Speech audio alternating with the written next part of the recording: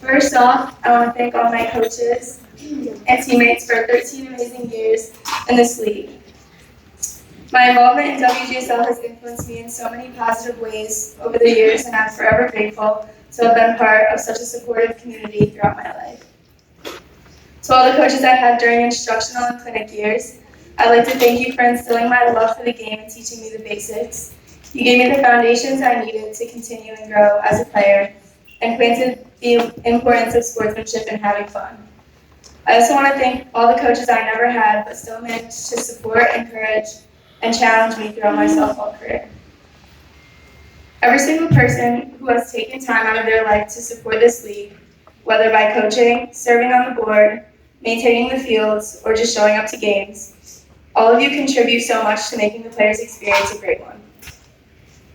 When I got into seniors, I found my home with Highland Greens. One thing that I've always loved about this league is the feeling of family. With Highland Greens, it's like me with my two sisters. You don't always have to get along, you don't always have to agree, but you do have to love, respect, and support one another, no matter what. I couldn't have asked for a better group of girls to spend my last few years of playing softball with.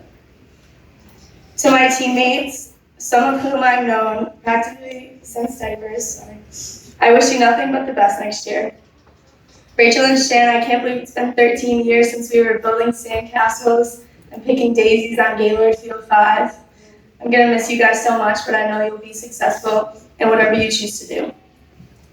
To the rest of my Highland Greens girls, play your heart out and never wish those upcoming years away, because in the blink of an eye, you'll be right here where I'm standing.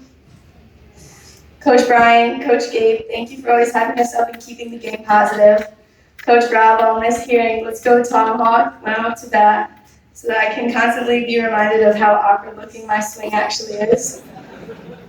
Coach Chris and Coach Ray, you both are probably the reason I will get diabetes one day, because I don't think there's one game that either of you did not show up with a full cooler of drinks or candy.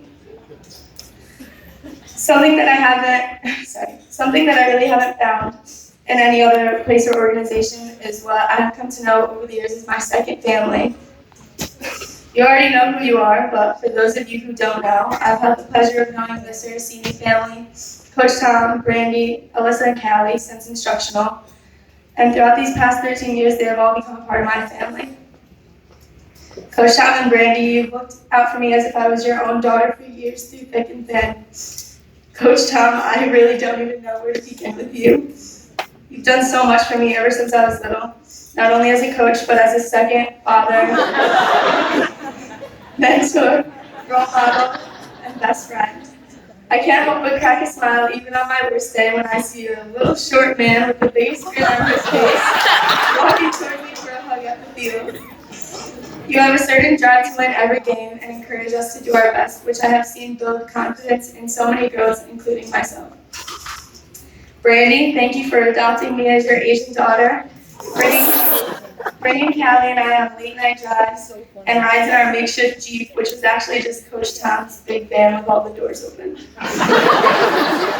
Alyssa and Callie, we grew up together, and for years I've seen you as nothing less than sisters.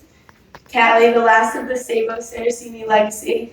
I think the one thing I'll miss is hearing your loud and obnoxious laugh after I do something stupid in the game, like completely wiping out after first base. Thank you for reminding me to never take life too seriously, or in your case, literally never take anything seriously at all. I can't wait to come back next season and park as far as possible away from the third baseline to witness some of your famous power hits and hope that at least a few of them go fair. Last but not least, I think there's one coach that I might have forgot to mention. My dad has been my coach on every team I've played on since my first year playing softball. Anyone in the league knows my dad. Anyone in the league who knows my dad knows that he really cares about positivity on the field. I remember all the way back to instructional days shaking my head at his terrible dad jokes, but somehow he could always get a laugh or a smile out of anyone. My dad is the most selfless and caring person I know, always putting others' needs before his own. Being the big Army guy that he is, my dad always made an effort to toughen me up and make me stronger growing up. I have clear memories of times I would go home with a skinned knee or bruise of some kind, and my dad would just say, "You're fine, Care. It's just a mere flesh wound."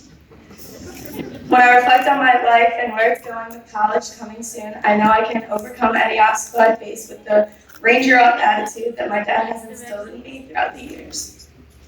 Dad, I couldn't be more grateful for the kindness and generosity that you showed me and to everyone around you, and your endless support throughout over a decade of softball. You're a great coach, but above all, you're the best role model and the best dad I could ask for. As hard as it may be for me to tell you out loud sometimes, I appreciate all that you sacrificed for me in this league throughout the years, and I love you so much. Thank you all again, and good luck to all the graduating students.